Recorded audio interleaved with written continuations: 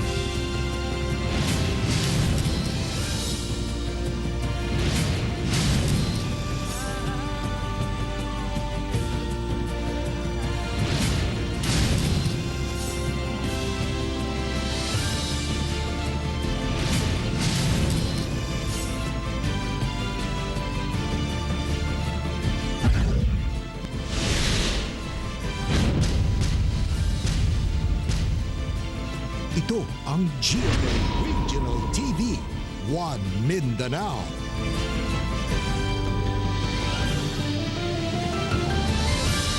May hapon Mindanao, kini ang GMA Regional TV 1 Mindanao. Hatod namo ang pinakadagkog pinakulang balita sa Mindanao. Ako si Teco Campo. Sara Hilomen Velasco. Rial Soroche, live gikan dinhi sa GMA Davao Complex.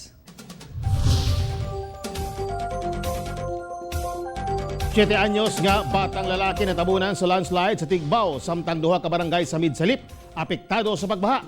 Ani ang detalye sa report ni Argil Relator. Patay ang usa ka 7 anyos nga batang lalaki, human natabunan sa landslide sa Purok 4 Barangay Lakupayan sa Tigbao, Zamboanga del Sur, Miyerkules sa hapon. Giila ang biktima nga si Mark Anthony Ubang. Gisulayan pa og rescue sa mga sakop sa Municipal Disaster Risk Reduction and Management Office ang bata. Apa namatay gihapon kini. Ang sunod-sunod nga pag-ulan ang hinungdan nganong nagka-landslide sa lugar kung asa nahimutang ang bata. Mihatag hinuon og tabang pinasyal si Tigbao Mayor Eliazar Dodong Carcalias sa pamilya sa biktima.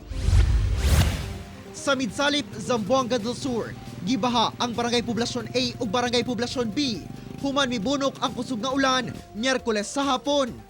Sa video nga kuha sa netizen, makita nga dili sayon alang sa mga residente, mga motorista o bisan truck ang pagtabok sa kalsada. Sa kakusog sa ulan, milapaw na ang sapa sa Barangay Poblasyon B.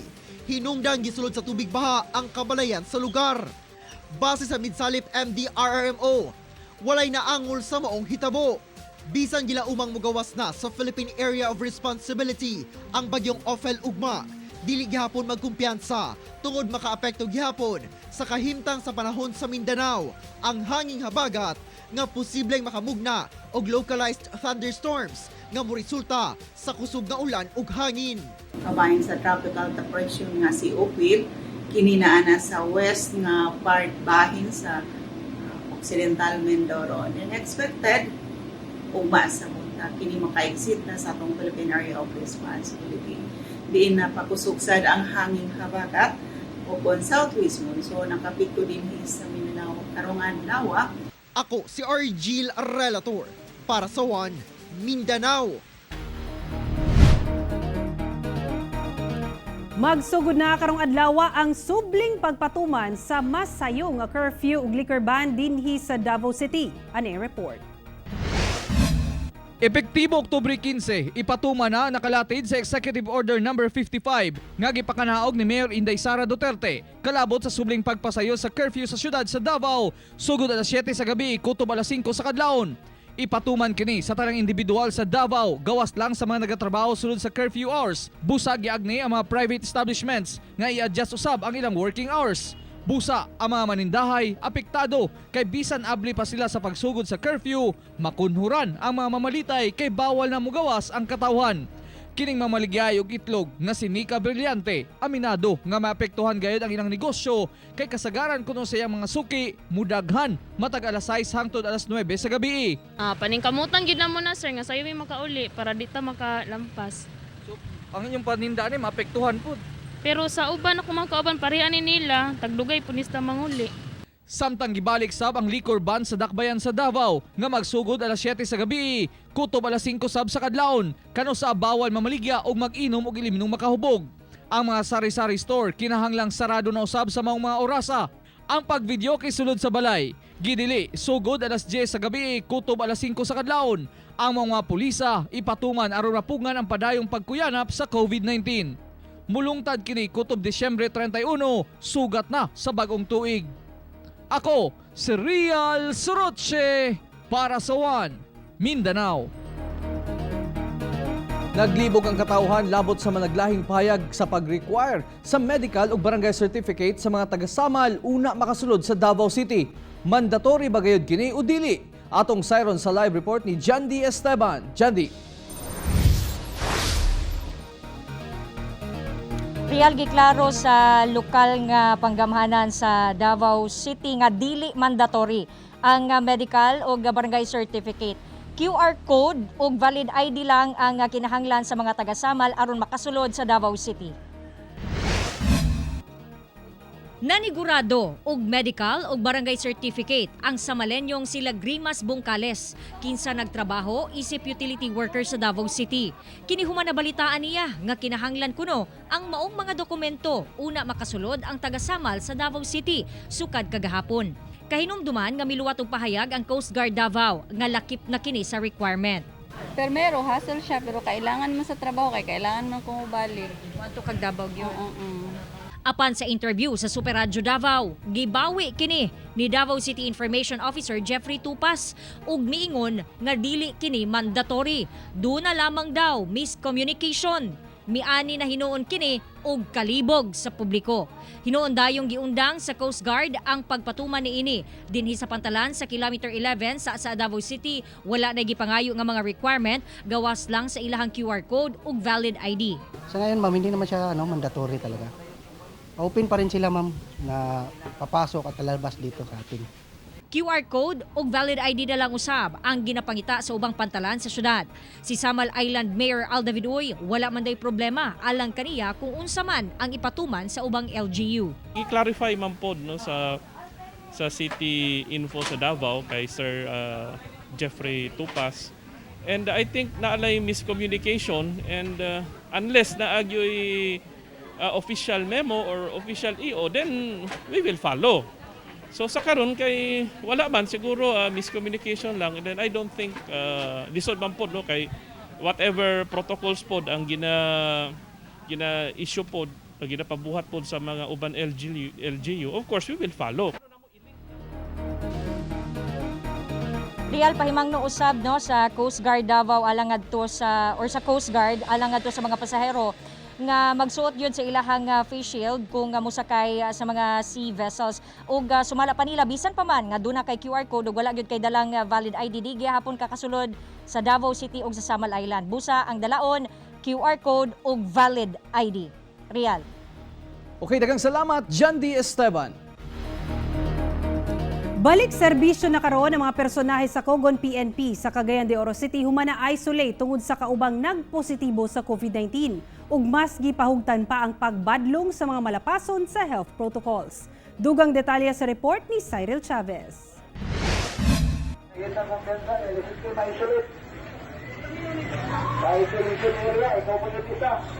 Bit-bit ang kaugalingong stick.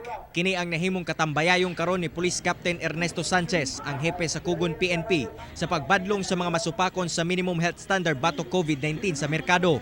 Balik trabaho na ang mga opisyal, uban ang pipila ka mga personahe sa mong istasyon, human mipailawom sa 14-day quarantine ug swab testing, tungod nahimo silang close contact sa nagpositibong pulis. Tungod sa personal nga kasinatian o kalisod sa pag-quarantine, mas gipakusgan sa kapulisan ang pagbadlong o pagdakop sa mga tawong malapason sa merkado. Ingon pa implementar nga 100% kaning paggamit sa face mask, social distancing, o kaning paggamit sa face shields kung nakakasasulod sa establishmento. Hangyo sa opisyal, labi na sa mga ambulant vendors palibot sa Kugon nga sundon gayod ang ilahang mga ginapatuman nga balaod, labi pa nga alang ra gihapon kini sa kaayuhan sa katawhan. Pasalig sab nila nga dili nila undangan ang pagdakop sa mga malapason sa face mask ordinance hangtod dili masilsil sa mga kagay-anon ang saktong disiplina sa pagsulob niini hangtod nga wala pay bakuna. Kauban si James Yap sa kamera. Ako si Cyril Chavez para sa One Mindanao. 5 anyos ng batang lalaki patay ug duha samdan sa managlahing disgrasya sa kadalanan sa Mindanao. Ani ang report. Patay ang 5 anyos ka batang lalaki atol sa disgrasya sa National Highway sa barangay Kidala, Matalam, Cotabato Province alas 3 hapon adlaw Miyerkules. Base sa investigasyon, gimaneho ang van sa amahan sa biktima nga si Jonjon Antilino diyang nabangga kini sa kasugat ka close van truck. Naglisod ang mga rescuers sa pagkuha sa biktima tungod sa pagkaipit niini sa front seat. Githo ang kadanlog sa kalsada ang hinungdan sa aksidente tungod sa kusog nga ulan. Wala man maunsa ang driver og duha ka pahinante sa close van truck. Padayong pang-imbestigasyon sa kapulisan sa insidente. Sa Magpet, Cotabato, may banggang usa ka pick-up sa usa ka motorsiklo nga gimaneho sa usa ka sundalo sa barangay Mateo. Nakaangkon og pangos sa lawas sa sundalo, kinsa na nakaron sa ospital sa Kidapawan City. Miyerkules sa gabi, dihang mahit and run ang usa ka tricycle samlang. Naglisod ang pag-rescue sa driver tungod sa pagkaipit niini apan nadala gilayon kini sa ospital ug anaa na sa luwas nga kahimtang. Padayang nanawagan ng mga otoridad sa mga motorista nga hinay-hinay lang sa pagpadagan, labi na kung danlog ang kalsada tungod sa mga pag-ulan. Ako si Teco Campo para sa One Mindanao. Duha ka teacher arestado sa managlahing anti-illegal drugs operation sa Mindanao. Atong Cyril ang detalye sa live report ni Cyril Chavez. Cyril!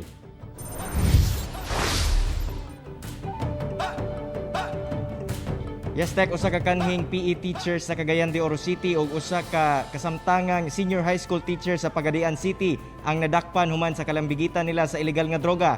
Samtang sa laing operasyon, laing drug personality sab ang nadakpan sulod mismo sa usa ka motel.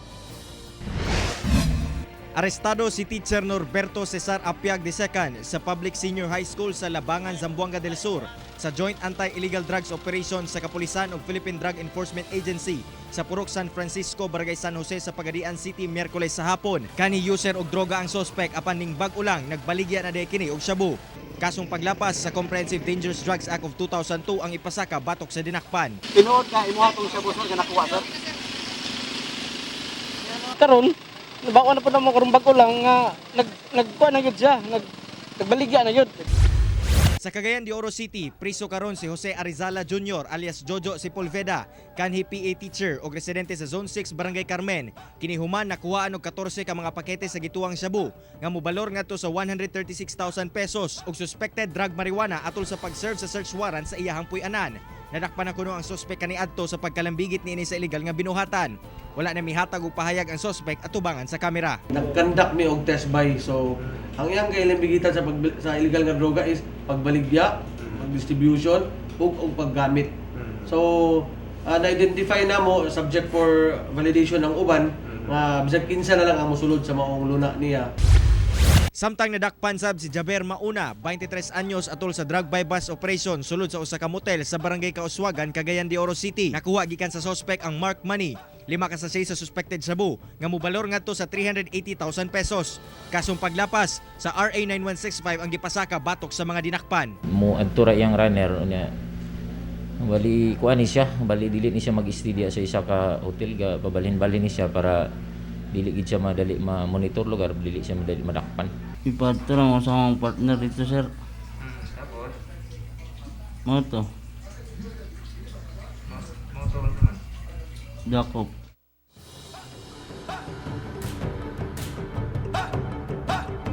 Tek, dugang hagitman alang sa otoridad ang pagdakop sa mga drogista karong panahon tungod sa pandemya apan sumala pa nila dili kini mahimong babag aron na dili nila pagadakpon ang mga kaning kriminal nga anaa silang area of responsibility. Tek.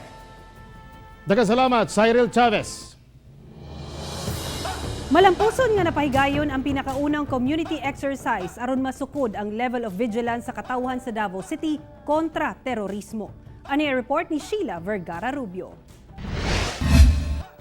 Kini mao ang pambungan sa mga advisory nga makita sa social media kagahapong adlaw asa nagahatag og hulagway sa mga nagpakaron ingnon nga terorista nga misulod sa nagkadaing establishmento subay sa gilusad nga community exercise sa Davao City. 25 ka actor terrorists ang gipakatag sa Task Force Davao, PSSCC ug DCPO nga mopakita og gikadudahang lihok aron masukod ang level of vigilance sa mga Davaoenyo kung mo-report ba kini sa otoridad. Aron masigurong luwas ang exercise, naka-standby ang 1 team sa SWAT, 1 team sa TFD Alert ug usa ka ambulance. Suportado usab ang maong exercise sa nagkadayang media outlets sa pagpost sa advisory. Itong ating exercise ay napakalaki ang coverage. It involves 25 facilities spread throughout the city, and yung pag-execute natin ay napaka-smooth. Lakip sa mga gisudlan ang mga mall sa syudad, bangko, government offices ug uban pa.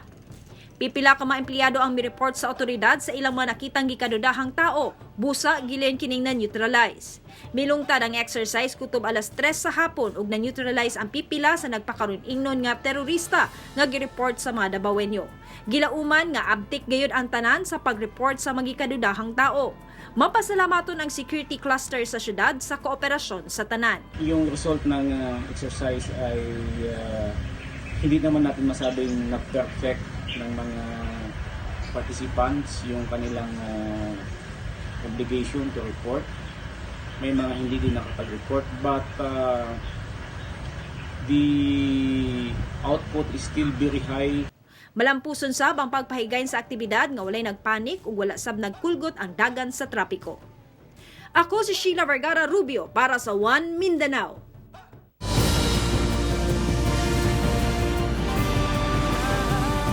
Ito ang GMA Regional TV, One Mindanao.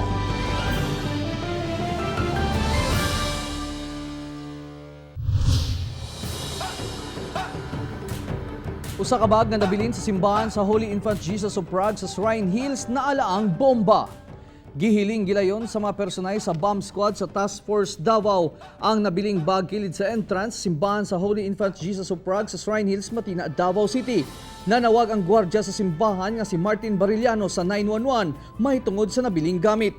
Sa pipila ka minuto human masimutan sa bomb sniffing dog ang bag na siren nga sinina lang day kini sa babae. Wala pay nagclaim sa maong bag. Ang kaabtik sa pag-report sa sibilyan ug pagresponde sa mga otoridad nagpakita lamang sa pagkaabtik sa katawan sa Davao kontra terorismo. Bilinan siguro gina katong guard nga kuan gipulihan ako pero wala siguro siya naka-report sa ko. Gitabas ang bag kay arong gitanaw pagit ang sulod ug unsay sulod. Mga panapton man lang babae ang tagian ani. Tigpayuhot og marihuana sa Upol, Misamis Oriental na dakpan sa bypass operation. Samtang trabahante sa barangay Kugman sa Cagayan de Oro City, siko pusab human na maligya og illegal nga droga. Dugang detalye sa report ni Cyril Chavez. Misulay pa og sibat gikan sa kapulisan sa Upol ang suspect nga si Art Paul De Lara, 25 anyos, residente sa Zone 7, Bayabas, Cagayan de Oro City. Human nga madakpan sa gikasang bypass operation. Sigon pa sa otoridad, nga usa ang suspect sa notadong gatulak og marijuana sa ilang area of responsibility. Atol sa operasyon, nakuha gikan sa suspect ang marked money ug duha ka pakete nga marijuana nga mobalor sa 800 pesos. Usugin ni siya sa Bayabas ug Bunbun. And then dinhi sa atong area gasulod pud ni siya. So dili na nato ma-monitor og kapila sa isa ka semana kasi bulan siya mangsulod, but ang atong information nga nakuha is ga bundak sa dinhi sa atong area sa especially sa may Igpit. Depensa sa suspect nga dili kuno iyaha ang maong droga ug labaw nga wala kuno siya nagpayuhot. Apan, aminado kini nga nagagamit og marijuana. Misulay kuno siya og sibat tungod sa kahadlok diyang gihulga kuno siya sa mga operatiba. Ragas na dito. Dito na nadakpan. Gidalan ko na squad din. Diya sa barang siguro, ang ngit-ngit yung highway. Samtang sa gikasang anti-illegal drugs operation sa PS3 Agora PNP sa Cagayan de Oro City, dakpan si Rafi Dinver Labares, 35 anyos, messenger sa barangay Kugman. Nakuha kaniya ang 5 ka pakete sa sabu nga gibana-banaang ana sa 5,000 pesos, mark money ug cellphone nga gigamit sa transaksyon. Kasong paglapas sa RA 9165 ang atubangon sa mga dinakpan. Kauban si James Yap sa kamera. Ako si Cyril Chavez para sa One Mindanao. Kanhilay man patay human misaka sa poste sa kuryente sa Zamboanga City. Paspas nga miresponde ang Zamboanga City Disaster Risk Reduction and Management Office aron i-rescue ang biktimang si Hipolito Bernardo nga misaka sa poste sa Zamboanga City Electric Cooperative o ZAMCELCO sa Barangay Kulianan sa mong syudad. Giling gidala kini sa Mindanao Central Sanitarium apan gideklarang dead on arrival ang biktima. Si Bernardo miretiro sa ZAMCELCO niadtong Agosto ning tuiga lang. Ginasuta pa kung nakuryentehan bagayod kini o giatake sa kasing-kasing ilabi na nga wala kuno kini makahiagom og paso sa kalawasan. Bagong tourist destination sa Barangay Barakatan, Turil, District, Davao City, temporaryong gipasirad-an tungod sa mga midagsang tao nga wala mituman sa health protocol. Ani ang detalye. Ingon-ani kanindot ang bagong atraksyon sa Purok 1, Barangay Barakatan, Turil, District, Davao City. Makamangha gayud ang talan-awon tungod sa gabon nga mopalibot kanimo. Overlooking pa kini sa tibok downtown Davao. Bugnaw sa bang klima sa lugar, rason nga ginadayo kini sa mga lokal nga turista. Pero temporaryong iundang ang pagpasulod sa lugar tungod kapin libo na ka mga tao ang nagadayo dinhi matag adlaw ug dili na matuman ang health protocol batok COVID-19. Nag-come up gyud mi nga among i-close kay okay ra tong sa una nga murag makontrol pa namo ang tao, pipila lang ka mga tao. Pero later nga moabot naman og tag 2,000 ang logbook.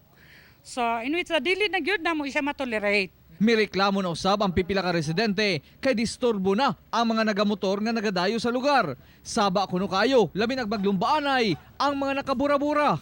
Gikan buntag hantod maghapon. Hadlok pud mo? Hadlok pud kay magkarira man ri mga motor. Apan para kan Jonalyn Revilla, mikita kuno sila kay daghang mamalit sa gagmayng negosyong gitukod nila sa lugar. Daghan kay mamalit ri og bulak lagi. Nakatabang pud. Oh, nakatabang din siya. Dako kay siya tabang. Karon gisirad-an man. Wala na gyud. Wala na. Karon nga week. Kuan na lang mga isa na lang kabuok ang nagpalit.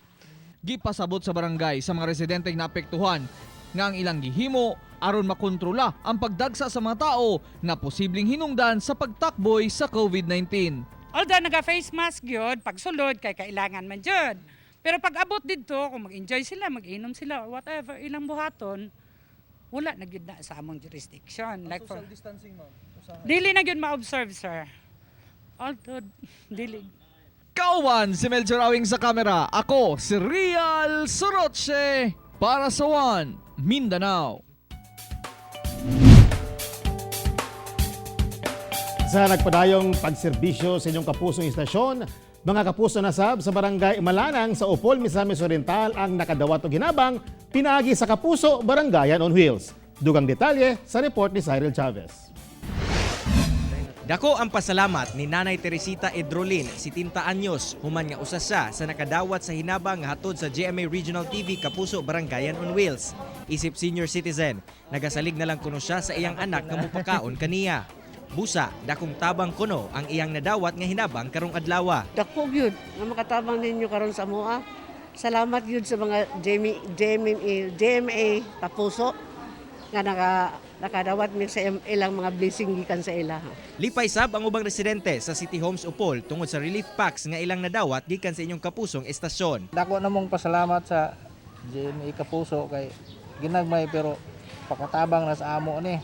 Kaya mong inadaw-adlaw kay mamagin among problema karon. Dako kami pasalamat ni sa Kapuso nga gihatagan nga tsansa nga ang Malanang sa City Homes gitagaan lagi gayon. Tungod sa atong pandemic karon nga ang atong kontra dili makita.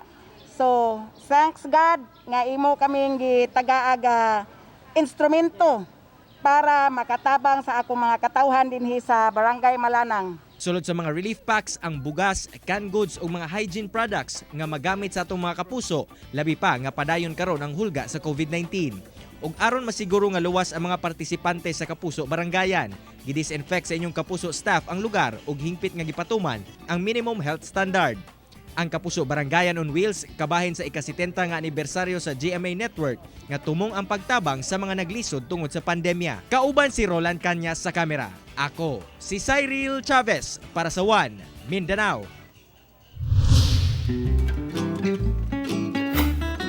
Ang mamiss ginawa sa face to face dol ganang katong kwan dol katong smiley cash. Si Portara. Giingon lang dito. Ang attendance ni ma'am o ni sir o sa ako mga classmate. Gimigaw na ko sa akong eskwelahan. Miss na nako akong friend. Gimingan ako nga kantaan og happy birthday ang mga classmates sa room maski di nila birthday. Oh no. Kamingawat to nag face to face pa ta. Kamingawan ako ang participation sa mga estudyante nga mag-board work, mag-group work. Kanang mga saba ta sa itong mga bata, wala pa nakahuman og panilhik, ang mga area wala giatiman. Sa dili pa mag-start ang klase, magsigi pa gyud tag pangasaba ang itong mga bata. Kasi kamingawat to face to face pa. Mga saba. Wala enjoy. Ang gimingawan ako atong face to face pa ang klase kay katong yung mga classmate na saba kayo tapos lingaw. Baka nang gimingawan og maayo kana mag-quiz si ma'am niya magkarakarag pangita ka wakay papel. Nauna na ako. Ako idol. Kamingaw jud tong bibo sa normal pa. Kay ano idol? Inspire bagong tadladlo kay makita na to si Crush. Pero mas mamingaw jud ang baon. Ana jud.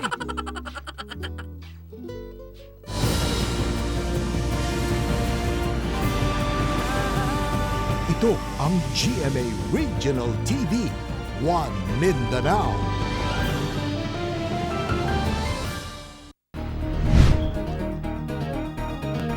Ibutang na ubo sa Modified General Community Quarantine High Risk ang General Santos City, Sugod Ugma.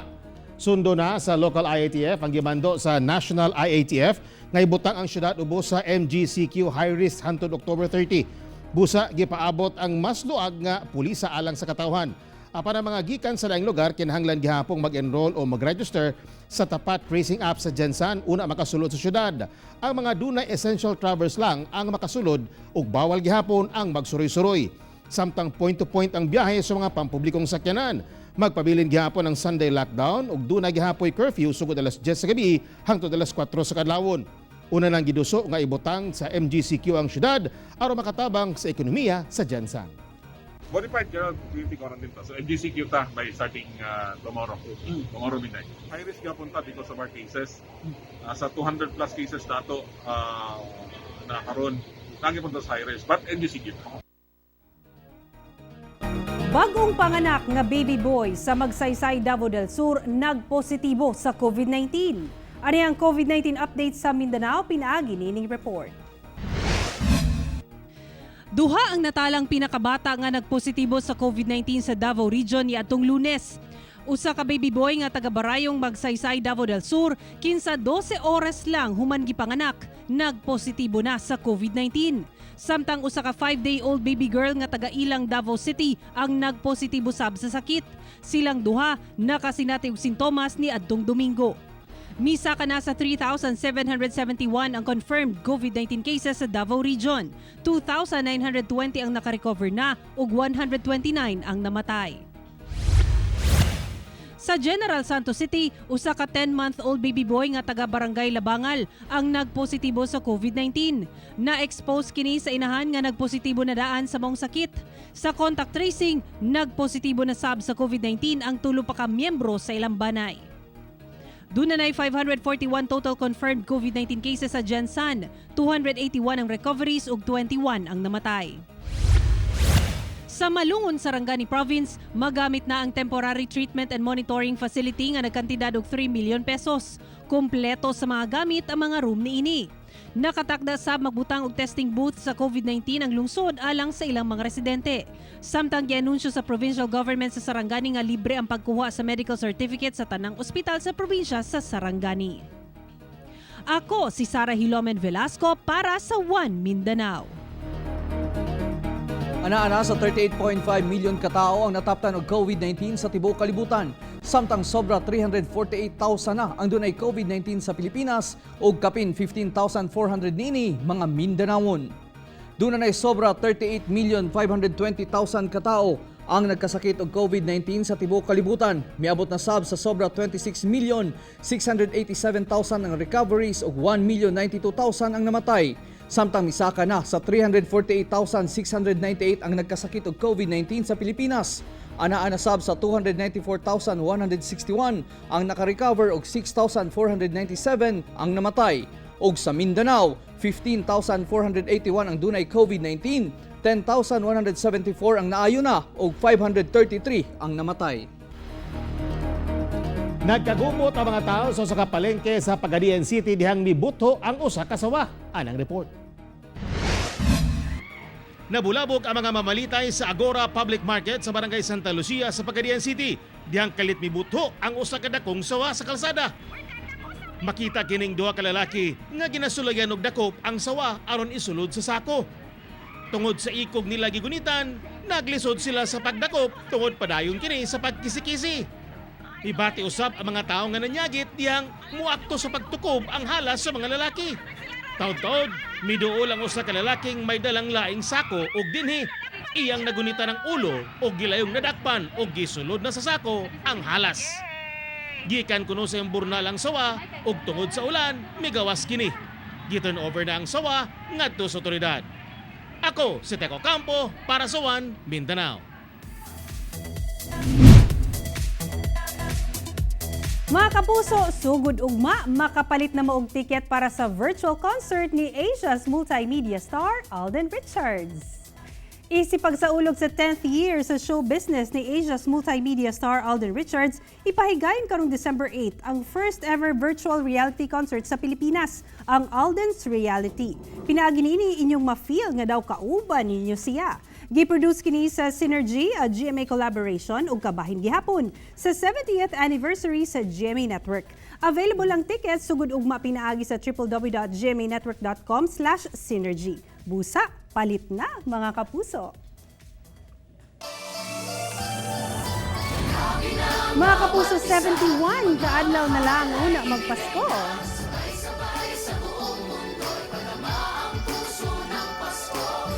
Mga kapuso, way puwas ang among paghatod og balita. Bisitahin www.gmaregionaltv.com ug mag-subscribe sa official YouTube channel sa GMA Regional TV. Busa mga kapuso, ayaw paulahi sa mga dagkong balita sa nagadayang rehiyon sa nasod, subscribe na.